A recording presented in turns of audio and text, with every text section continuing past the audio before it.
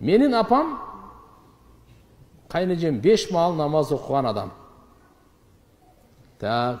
Чогуу чай ичкен жакын курбулары да намаз окуган адамдар болчу. Бирок акыркы жылдары Арыстан Алайдын сабактарына катышып, намазын таштап коюшту. Анан да азгырылып кетеби деп корко беребиз. Эгер намазын таштап, ал киши да Арыстан Алайдын жамаатына кошулуп кетсе, өкүмү кандай болот? Өтө өкүнүчтүү болот. Арыстан Алай болбойт.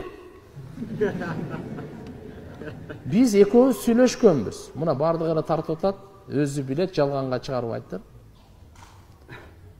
Ат башыдан жээндери келип калды, жакшы балдар. Анан кийин барып келели деп мейли барсак, бир канча баракчаларды алдына жайып алган экен. Буну эмне десем, ушу Кудайдыңдан келген аяндар кимге келген? Алайлык бир аял бар экен, ошого келиптир. Каерде келиптир? Бир дарактын түбүндө. Аялдарга, аял затына Алла Тааланын тарабынан аян келбейт, вахий келбейт. Эркектер келет.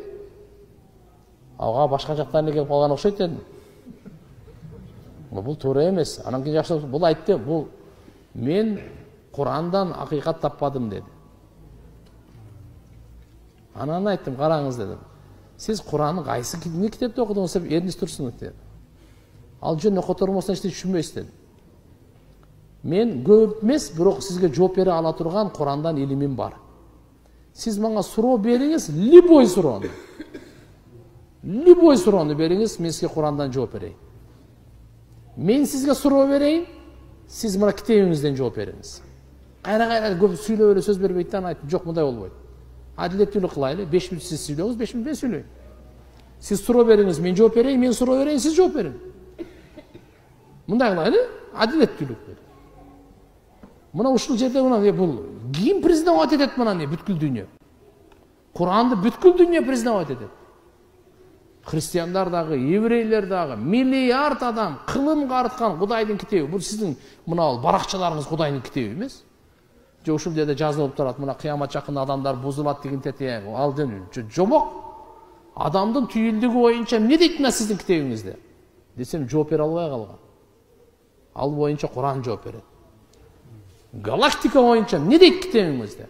Пайгамбарлар боюнча эмне дейт китебиңизде? Чекеден айтып берейин. Мурас боюнча эмне дейт китебиңизде? Мен суроолорду берейин. Кыйла ооп калды. Ойлонуп калды.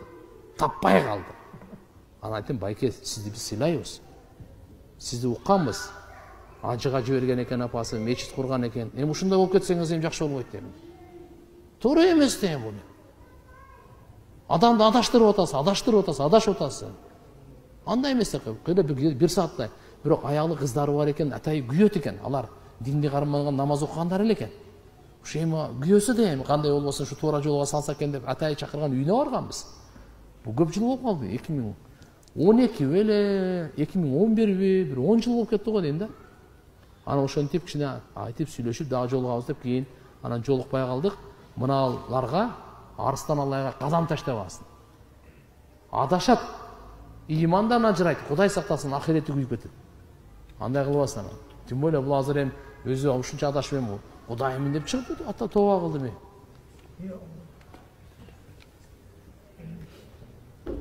Менин кызымдын окууга болгон кызыгуусу такыр жок. Азыркы убакта сотко абдан глобалдуу болуп калбадыбы? Так. Не дейт, соткага азгырылып жатат. Саат 4-5ке таңга чейин деле көрө берет. Бир нерсе айтып бүтпөйт дейби, бирок кайра жазылат. Сезимин кантип ойготсом. Мындай кылыңыздар, үйдө диний китеп окугула. Үйдө фазаил амал, тандалган хадистер, пайгамбарыбыздын өмүр баяндары, момундардын бакчасы деген баалуулук китептер бар. Вот ошо китептерди окуса, адамдар жакшы амалдарды кылууга кызыгат. Китеп сөзсүз болуш керек. Кызыңыз окубаса дагы чайда отурганда 10-15 мүнөт окуп коюңуз, хотя бы аз деп. Макулбу? Анан кийин карап туруп, мисалы, апталык таалимдери бар. Ошол жерге баргыла. Жамааттар келет, мастураттар менен Бишкектен, Оштон, ар жерден. Ошолордун сабактарына барып, 1 саат, бир жумада катышып койгула. Кудай кааласа, иншалла жакшы болот. Алла Таалам кабыл кылсын. Тугандар, бир дуа кылайлы. Мына бардыгыбыздын бул бүгүнкү маегибизди Кудайым өзү кабыл кылып ыраазы болсун. Жамал жакшы убактыңыздарды бөлүп келдиңиздер. Сиздерге чоң рахмат. Азыр көлдө сезон, ошонун бардыгын карабастан энелерибиз, эже карындаштарыбыз, агаларыбыз, байкелерибиз, инилерибиз бардыгын убакыт бөлүп, ушунча чыдап, угуп, бул дагы чоң нерсе. Эгерде укканга дайын болбосо мен дубалга айта берем. Туурабы? Сиздер бар экенсиздер, сиздер менен мен бармын, сиздер менен мен инсанмын дегендей. Алла Таала иншалла баарыбыздын кажеттерибизди бүтүрүп, оңолуу жолуна салсын.